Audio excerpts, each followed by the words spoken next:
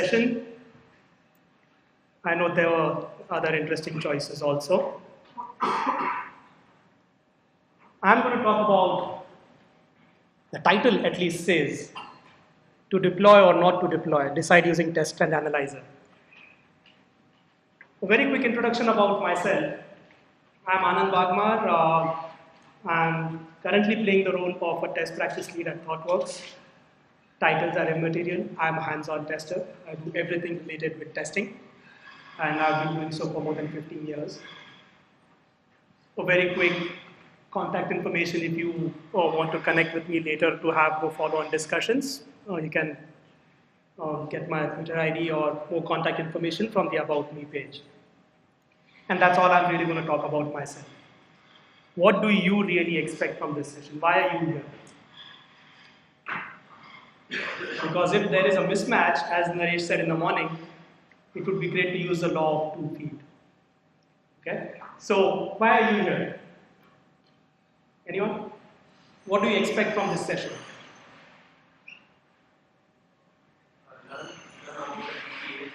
Learn about ETA? Okay. It will not work in your case. Okay. Just a heads up. Don't be surprised if it is not going to work.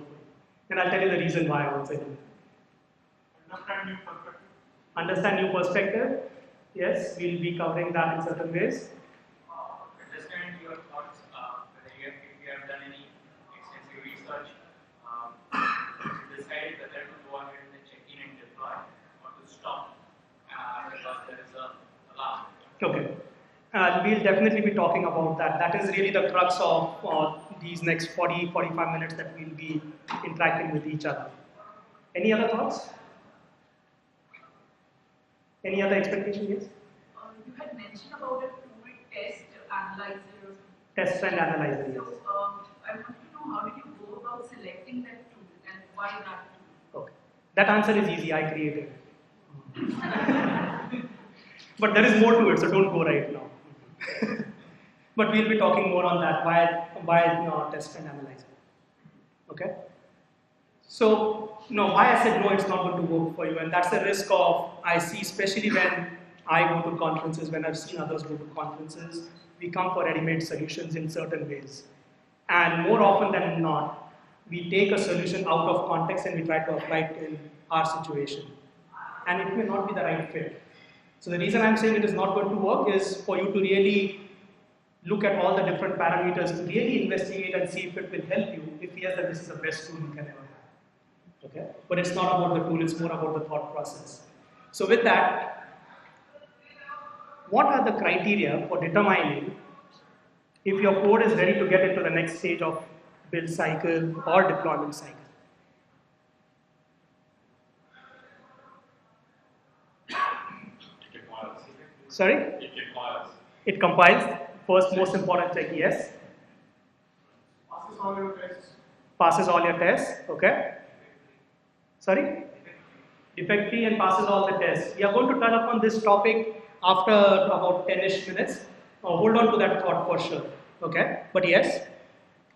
Making sure that the dependencies are not cyclic and they don't cause issues. Making sure dependencies are not cyclic and they don't cause issues, okay. So there are various different criteria, right? And depending on the nature of the application you're working on, the domain, there are many more parameters that need to be added and considered. And it's not, is it an easy process? Can we just take a half-minute look at whatever report and say, yes, I'm good to go or not? No?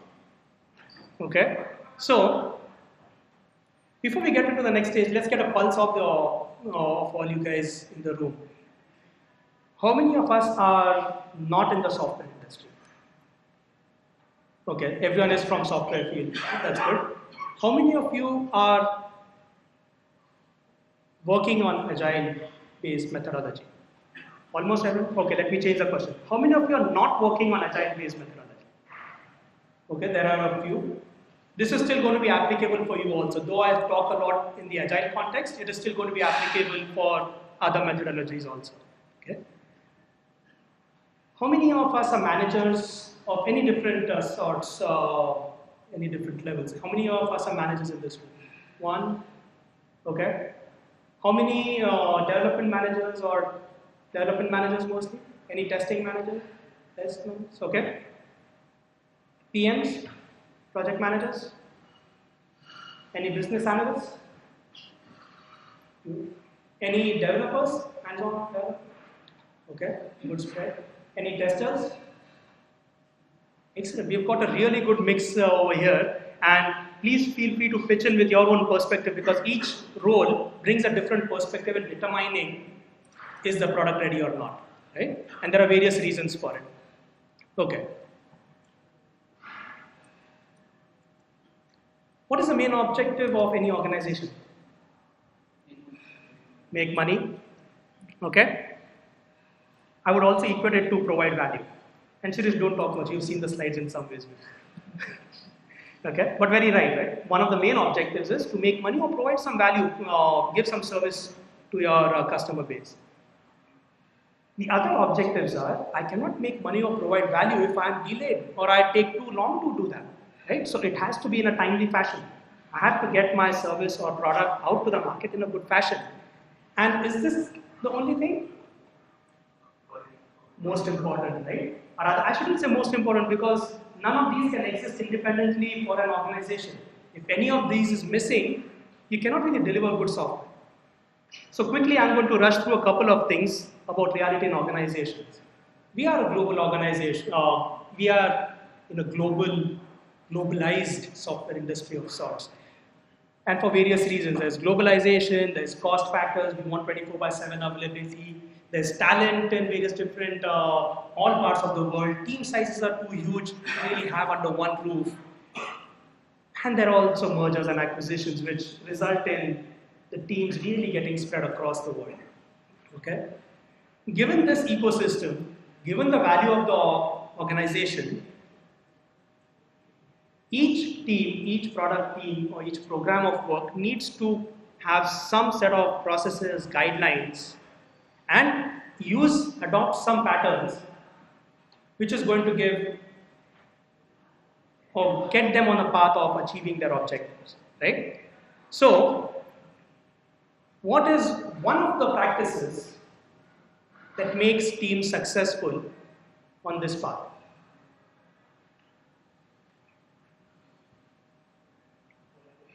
Collaboration, communication. There are many other practices, right? What other practices do we use in our day-to-day activities? Procedures. Procedures. You mean more in terms of process or, yeah? Okay, process. You are right, and so far you are right, but there's probably at least 100 times more number of practices. And I can keep going till I get the right answer, or you give me some more answers, and I'll give you the one I am looking for. Learning from mistakes. Learning from mistakes. That's not really a practice, though, is it? Or yeah, maybe it is. Okay.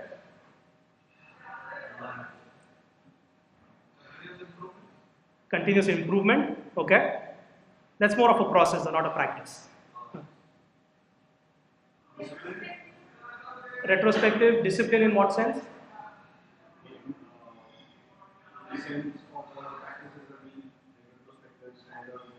Okay. So this is more on the technical side, right? What I'm looking for, and okay, that's fine. You guys are not going to get the answer I'm looking for. It is test automation.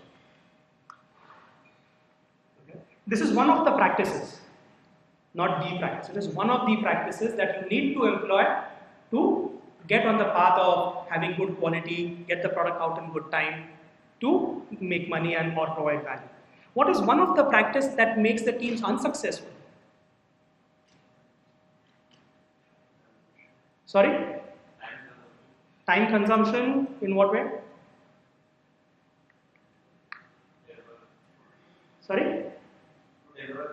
To deliver product, okay?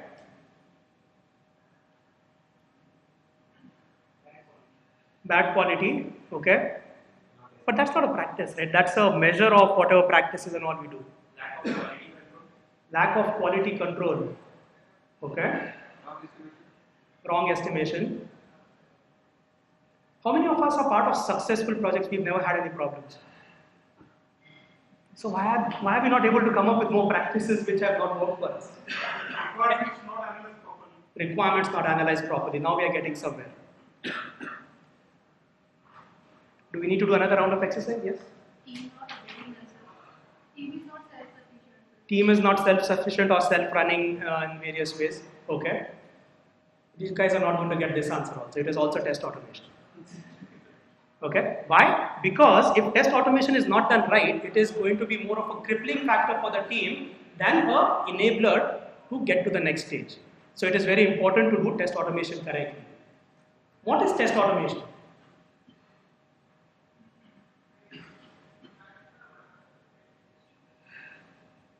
Anyone? So it's a safety net. Automation is a safety net. If something that was working right now, I've written a test around it, I want to know if that functionality breaks. It's a safety net, right? The net, how many of us know about fishing? Almost everyone, right? Fishermen use nets to catch fish.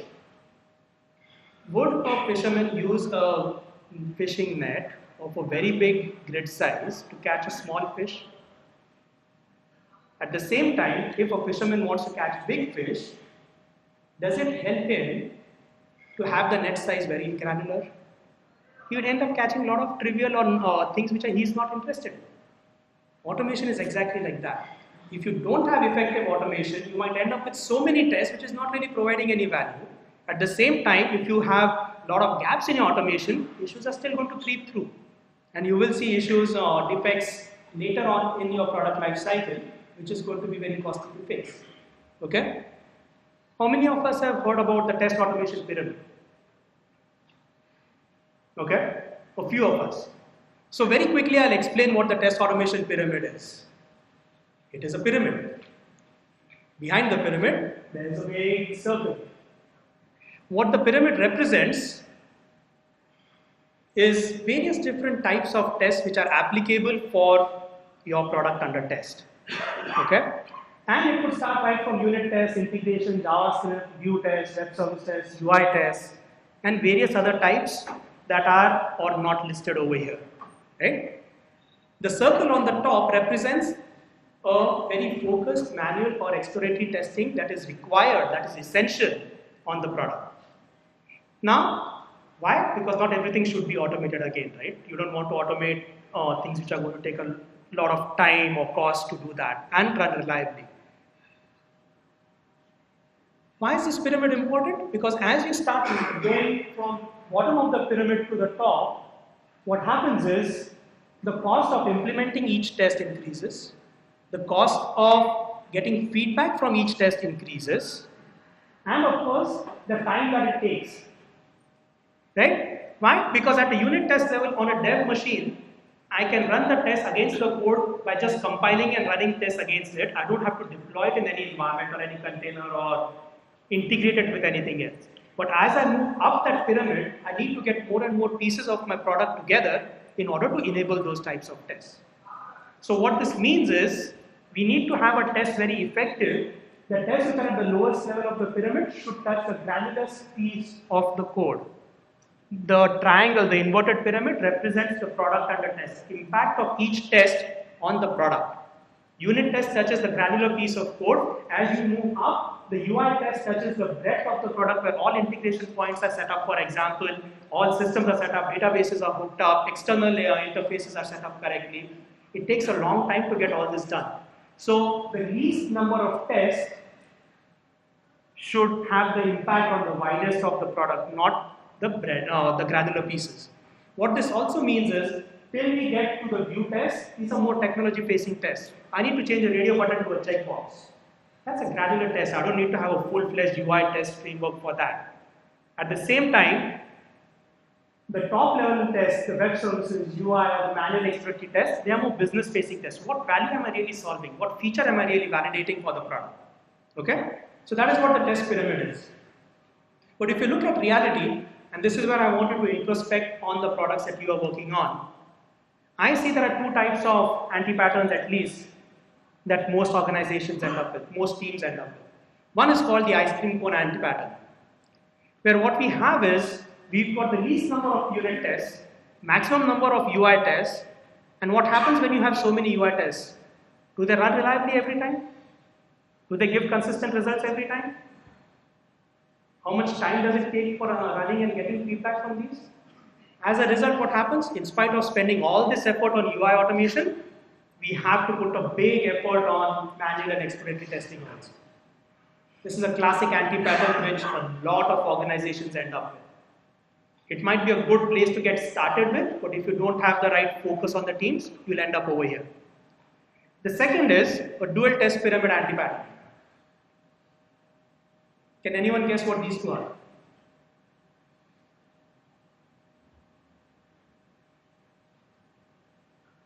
One is a developer's test pyramid. Second is the QA team test pyramid. And there is a big divide between them. It's a silo, not really a divide.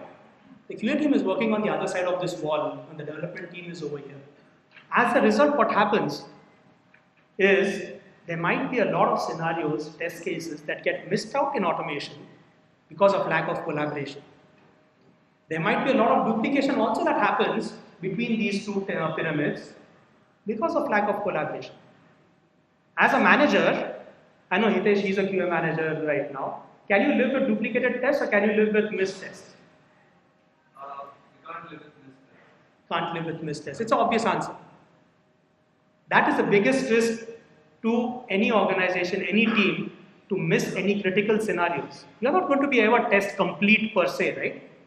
But you don't want to miss out any critical scenarios. So this is an anti-pattern that we definitely want to try and avoid. So in each of your teams, what does your test pyramid look like? Is that the right pyramid to be in? It's something for you to determine. Okay? Pyramid is a philosophical thing. It represents equal sides, right? All three sides are equal. But it never says how much should be the ratio between UI and unit test, for example, or UI and web service test, for example. Only the team can determine what is the correct split. Eventually, it's all about how quickly can I get my feedback, how all my tests are complementing each other to give a sense of quality. Okay? Given that we know all this now, we all know how continuous integration works. Good assumption, bad assumption?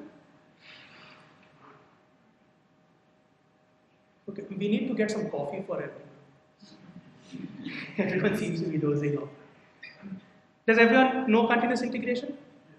Okay. Anyone not worked on continuous integration before? Everyone has. So I'm going to skip certain slides to get to the meatier content. Okay.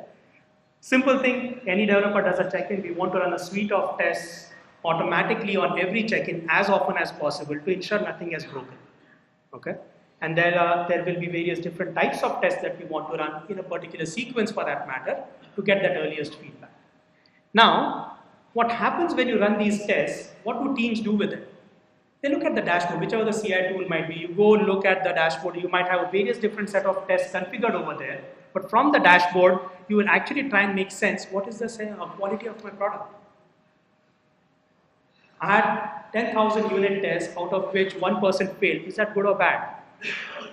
Right?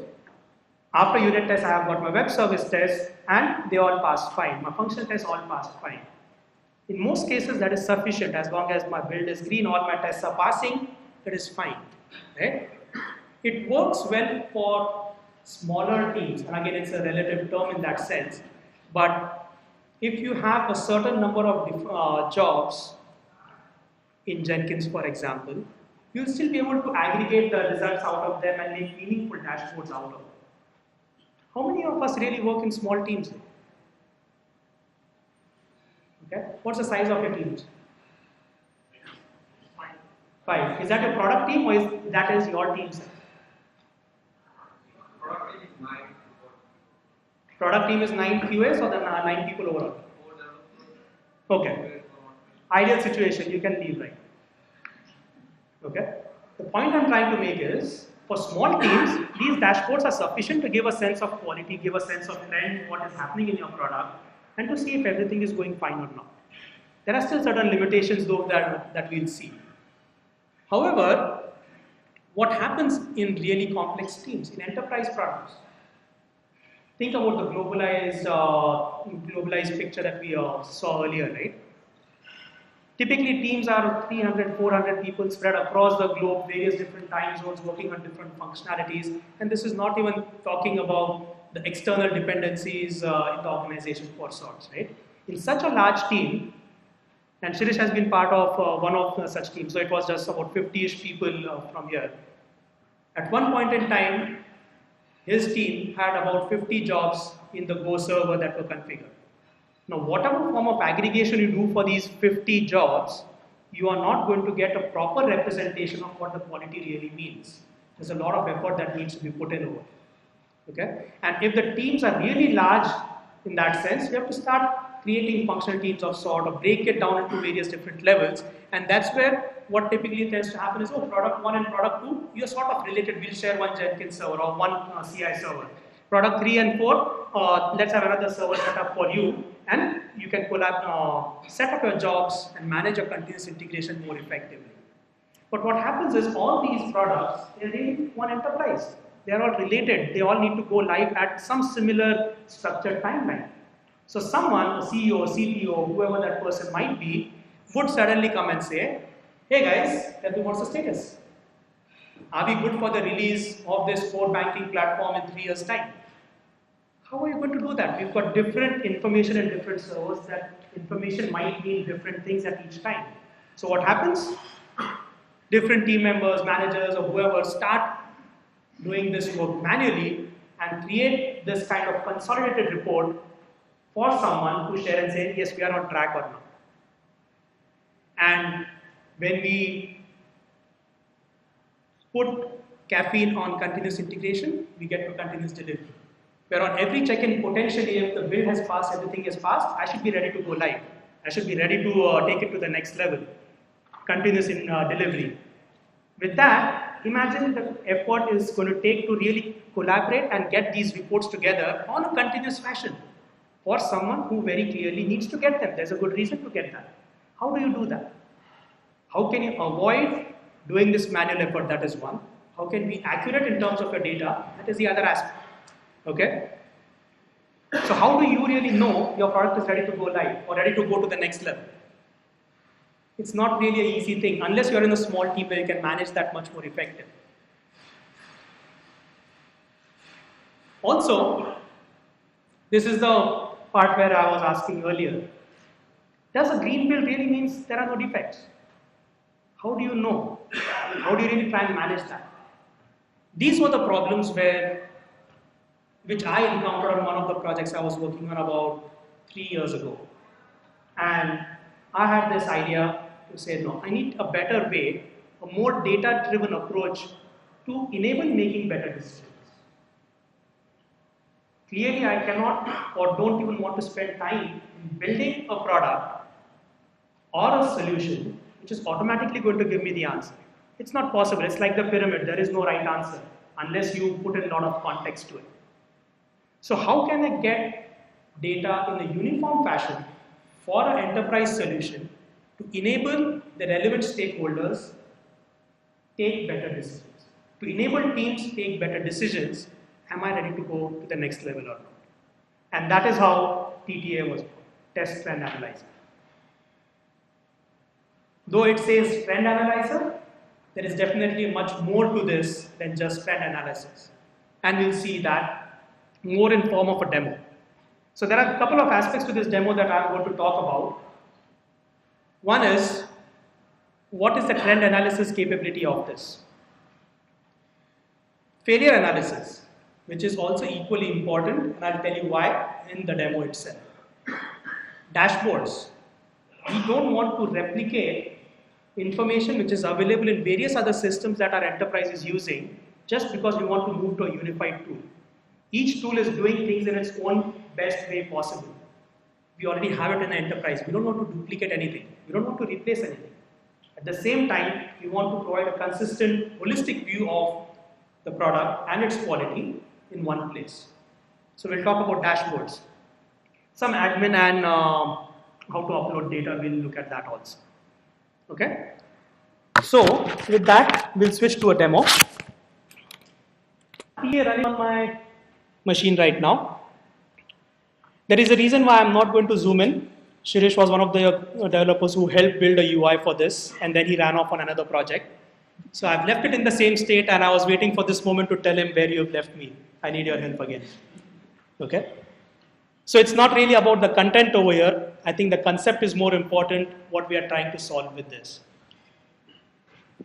The reason I am going to zoom in, but please be aware that this project was really built as a beach project of sorts, as a side pet project of sorts, built by QAs, developers, whoever it might be right out of college with a little help from others.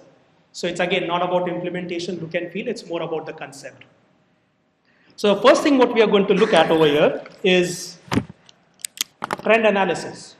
That by all means is very important, especially in enterprise products, where I want to look at the product development life cycle itself might be a couple of years, if not more. But there are also different versions over a period of time, and the product suite is around for decades for a good reason. Core banking is a classic example in that, right? So in that case, I don't want to know what is my current state of the product. I want to know how it compares with the earlier state also. I want to know if I'm making progress or not. It is very important to understand those kind of trends, right? So one of the main views, which I find it very valuable from a practice perspective on teams, is to look at the test pyramid view. The test pyramid view, I already have some seed data loaded in this. I'm going to select some particular sub-project, and I just say plot. And this is where I zoom out so that it becomes easier.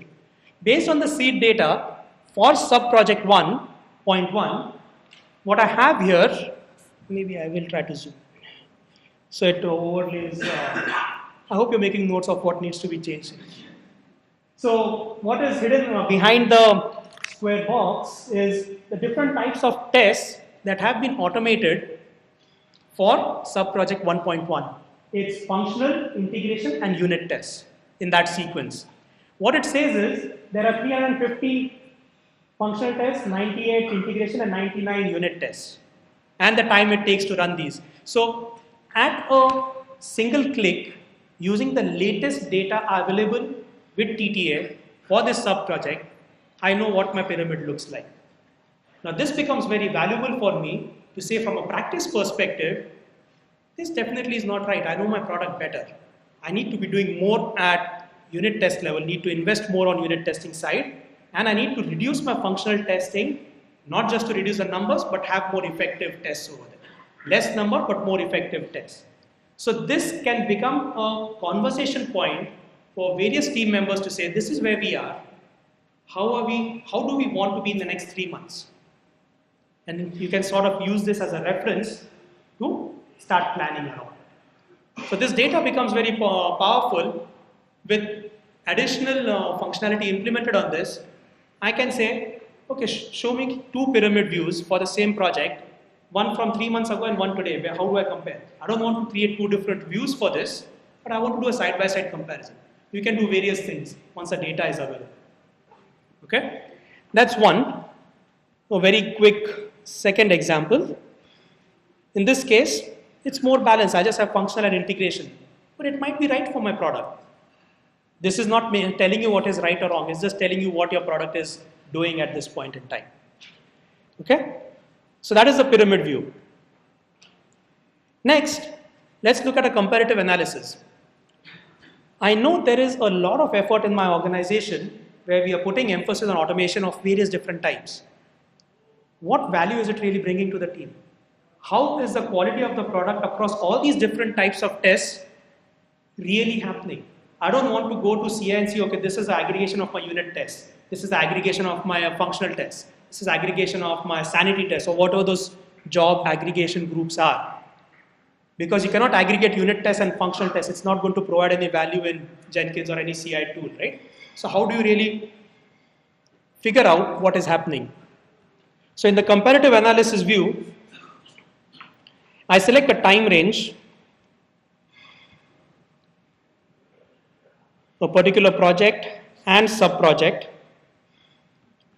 and then I select which type of test am I really looking at. am I interested in for this? In this case, I'm going to have all these tests selected, all types of tests which I have data for. I just wanted to plot a graph for this.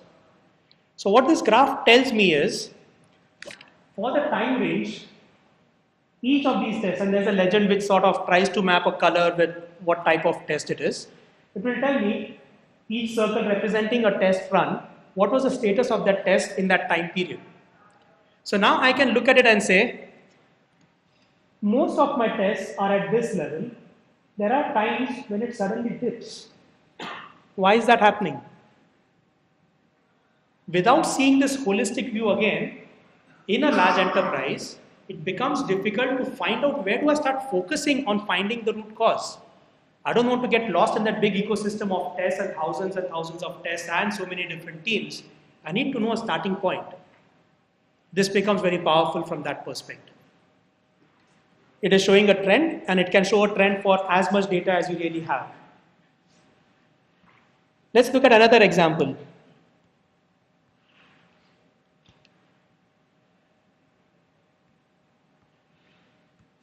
I say project 1, which has got various different sub-projects as part of it, but I'm interested in comparing only the unit tests across all these different projects, and I want to see what is happening. So here's my unit test coverage and the pass percentage. This left side is the pass percentage over here. I want to know how is my unit testing happening across all these projects. Because there might be so many types of tests, you want to filter it down, right? You want to narrow down the scope of your view. Likewise, you could do it for functional tests, sanity tests, regression tests, whichever way you have tagged it. So again, at a click of a button, giving the right parameters, you can look at data over a period of time across your enterprise, different products, projects, sub-projects, whatever your classification might be, and try and make some sense out of it and figure out, is there some team that needs help? Is there some team which is doing really well who can help out other teams to do better? It becomes data-based approach instead of gut feel-based approach. Okay? And anyone can see this. The next thing which I have found to be very, very valuable is test execution trends. How many of us do performance testing on our projects? Automated performance testing. Okay, not automated. Okay, we do performance testing, a couple of us. When do we typically do performance testing? Sorry? When there's a problem. That's a valid scenario. Sorry? Some during iteration, some before the release. Okay. Any other patterns? Before we say the story is done, we have it as a criteria that the story cannot be said that it's done until the performance criteria is met. Okay. Ideal situation, almost ideal situation, right? Where you've got performance or NFR benchmarks or requirements as part of the story development itself. That's the ideal state. However, it's very difficult to really get it down to that level in most cases again. So I hope you continue going on that path for sure. Okay. What I found of value is we run so many tests anyway in dev environment, QA environments, whatever the environment might be, whether it's functional or unit or any type of test. Each test has an execution time. Now, if I have written a login test, for example, from a UI perspective, a successful login test, an unsuccessful login test where I'm validating the error message over there, that's a valid test. If I can capture this number of test execution time, and it will include a lot of other things also, right? Open the browser and wait for the browser to be loaded or login page to be loaded before anything else happens. So it does have a lot of noise around the actual metric, but if you start capturing this metric on a consistent basis, you can figure out if my login test was taking 10 seconds after opening the browser, loading the login page. Can I capture this as a trend to see is my login test taking more than 10 seconds at any point in time? Does anyone see value in that? It's what I call it a functional performance test really, not a true application performance test. It's not a separate environment or anything. There are a lot of factors when things might go wrong. And just using that on the project where I was working, where there was no special performance testing done at all, but it was an auction site that we were working on. There had to be some form of performance testing done. I started capturing this metric in form of automation code, just put it in the CSV and look at it. But this becomes even easier because tests are running anyway. So what I'm doing is, again, I select what exactly am I looking for. The time period when I'm looking for. And based on this, it will tell me which tests have executed in this time period. I select any one test and I say plot. What this does for me is, in that time period, it will tell me for this test, it kept on going from about 14 seconds, 20 seconds, 3 seconds, it went all the way over here to about 37 seconds, and there's a spike. Now we know, because it's not a dedicated performance environment, all the results on the top, and especially on the top, you can sort of ignore or put less priority. Maybe there's a network delay or something in certain cases.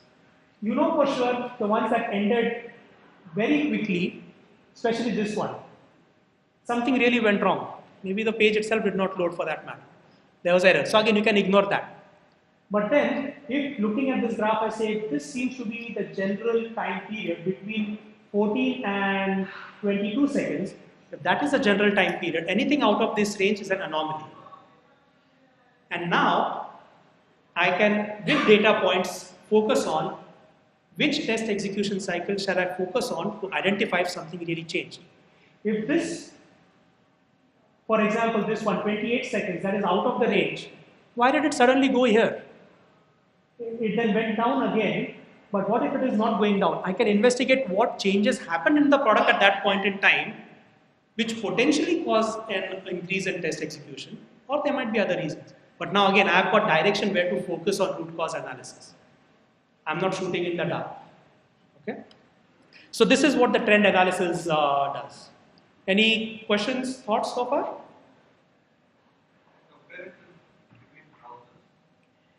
We'll get to that point. No, hold on. So the question was, can it compare between browsers? It has the ability to do much more than what you just said, but we'll get to that part in a little bit. Okay? So this is on the, yeah? Just curious, because it seems there's a fair amount of overlap with this tool and something like Sonar. So I'd be curious as to why some of the gaps that maybe you found in Sonar and why you would choose to spin up a different tool. Yeah, so Sonar, correct me if I'm wrong, I've not worked directly on Sonar myself, but it captures metrics directly from the code itself, right? Would that be right? Yeah, it's got a plugin ecosystem, but primarily your CI can feed Sonar, aggregate projects. Mm-hmm. Your test results are reported, your unit tests, Yeah. and your integration tests, there's timelines. There'd be a fair amount of overlap, I guess. There will be in a certain cases. So the advantage of this one is I could be running tests on my dev machine itself, and I can still report it to TTA to capture that also. That is one advantage. I don't think from a functional testing perspective, Sonar might, actually I don't really know about Sonar as much to comment much on it. But I do know there are certain features that Sonar doesn't have, which when we get to the failure analysis, becomes really valuable for teams to look at. Okay? So maybe we should talk after this session so I can understand more about Sonar.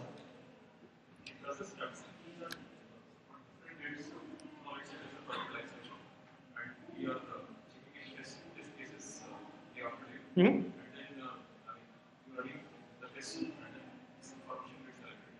Let's say on a particular day, just short of. So probably that's a point to look at or analyze that why it's short on that day. Exactly. Exactly. And this is exactly what it is doing, right? It is just giving you data points in a visual form so that you can investigate at a correct place instead of trying to find out where to look at, which builds to look at, which commits to look at, for example. Okay? So let's look at failure analysis. I think it's a lot of value can come out in failure analysis also. So one thing is compare runs. Hitesh, what you're asking, right? Compare between browsers.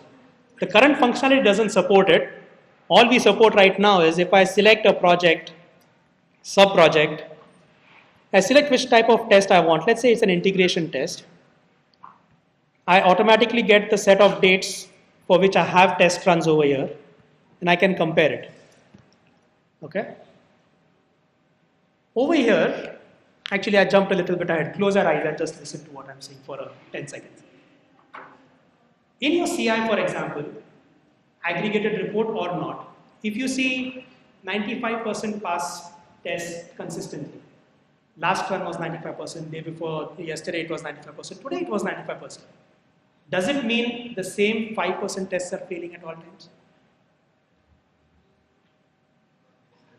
Not necessarily. How would you know? Compare it. What if you have thousands of tests? So you see the problem I'm trying to say, right? This is, now you can open your eyes. This is what compare runs does. Select two builds of similar types. In this case, they are similar because same sub-project, same type of test. I'm just selecting different runs. And I'm saying compare these and tell me what has happened. In this case, I see the number of unique tests failing on both days. So tests which are common failures across both, I want to identify that. I want to identify the tests which have failed, unique tests which have failed in both these test runs. So I might have A, B failing yesterday and I have B, C failing today. So this list will be A, B, C for that matter. These are all the tests that have failed.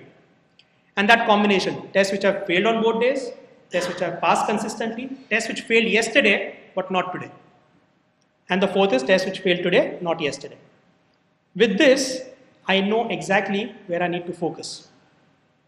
If a test, what is going to be most valuable for me? Test which was passing yesterday is failing today. That's a regression. I need to capture that as quickly as possible. That's where I need to focus on again. Okay?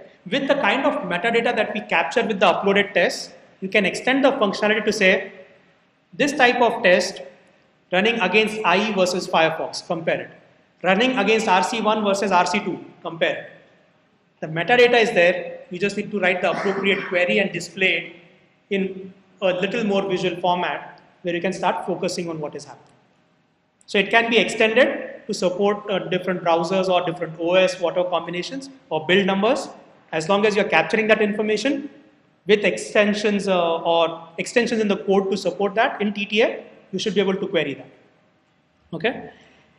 Another important thing, 5% tests failing. If I've got 10,000 unit tests, 5% of those tests are failing. Are we sure they're failing for different reasons? They could be, could not be. A lot of those 5% might be for the same reason for that matter, right? Something changed in the mock I'm using, that's why all related tests are failing. So, in failure analysis, again going through the same pattern,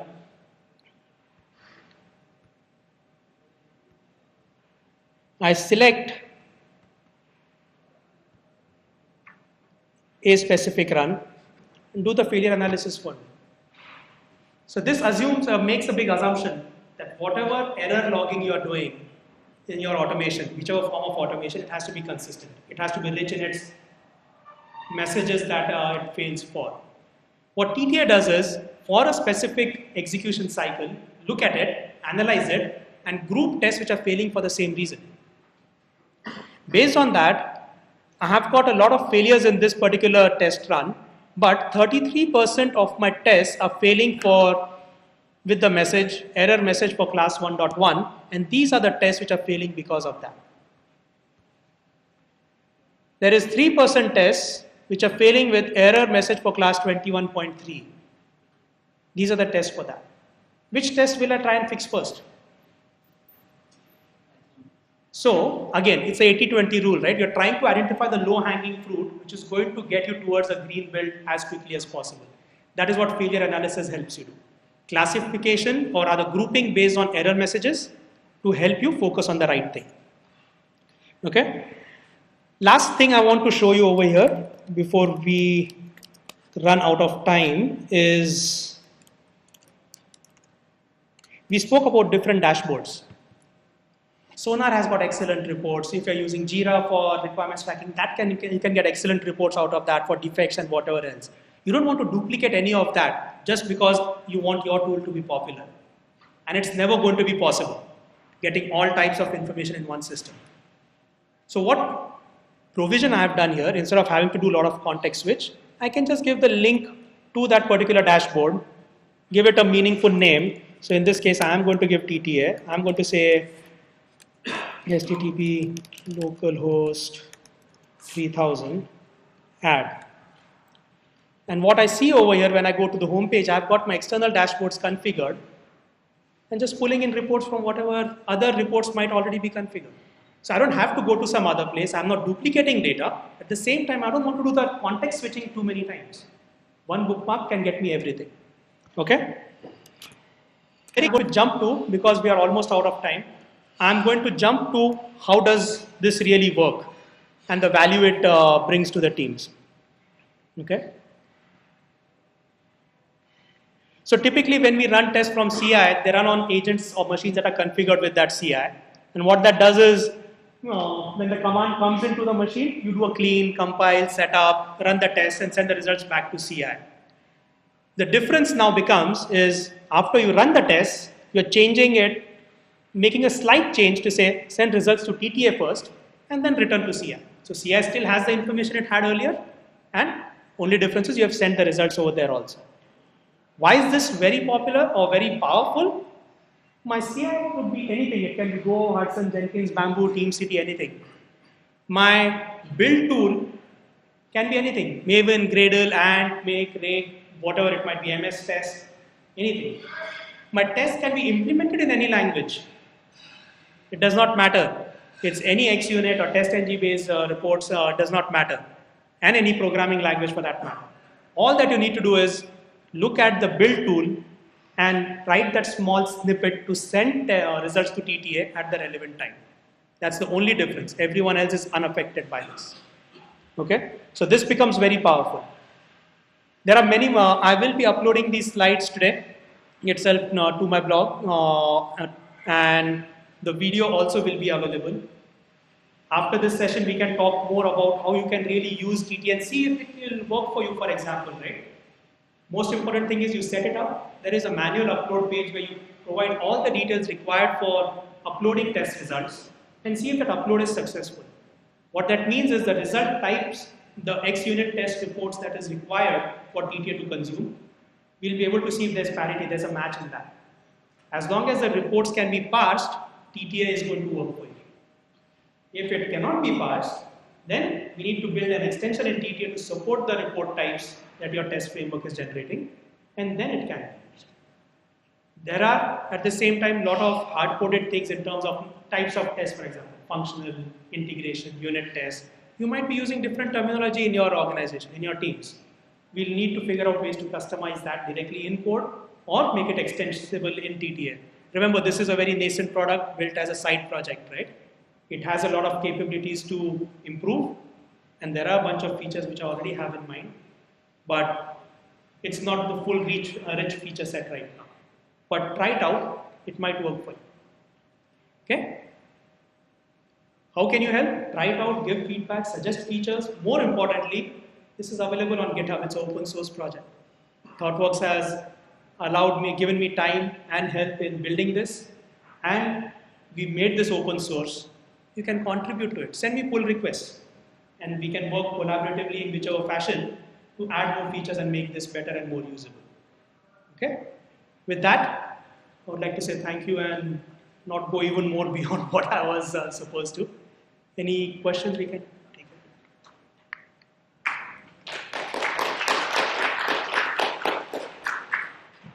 Do we have time for any questions or no? No?